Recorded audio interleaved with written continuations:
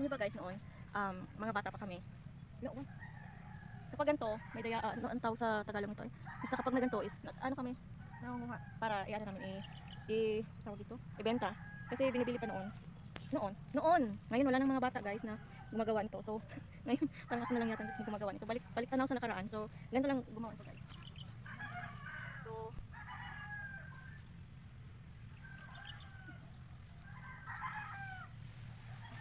sama na siya mag-aha guys. Grabe na siya ka. Uy, pumila.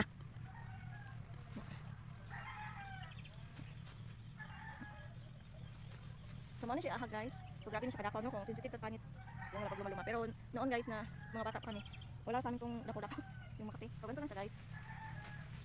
Mali siya ahag.